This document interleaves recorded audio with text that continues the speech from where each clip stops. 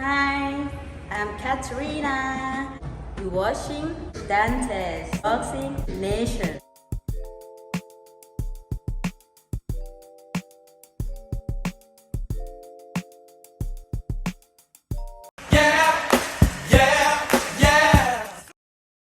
Dante's Boxing Nation, what's going on, guys?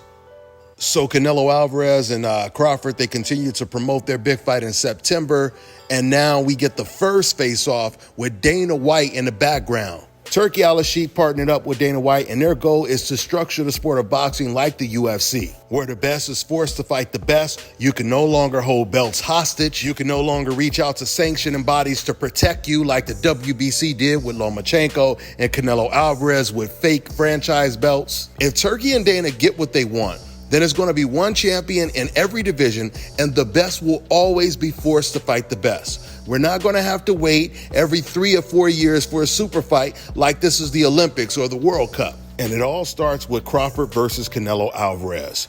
And this is all attributed to Turki Al-Sheikh. Turki is the one that made this fight come to fruition.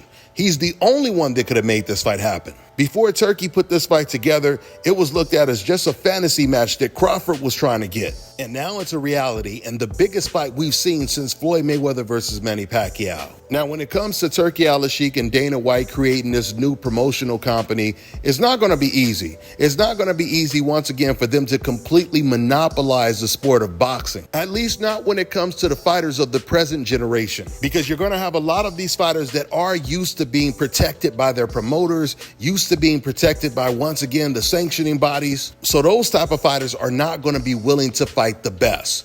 Fighters like Sebastian Fundora, someone who was supposed to be fighting against his #1 contender, Xander Zayas. And because he felt that that was a tough fight, he decided to vacate his belt, and instead, he's going to fight against Tim Tszyu, in a rematch, despite the fact that Tim Tszyu is coming off of a recent knockout loss that he never avenged. So unfortunately, there are a lot of Fundoras in the sport of boxing, and because of that, the corruption that exists is going to take a very long time to clean up this sport. Hopefully, Turki can pull it off, because if he does, he's going to make the sport of boxing bigger than it's been in the last 40 years. With that being said, I'm going to wrap this video up. That's all I got for now, guys. I'm on to the next one.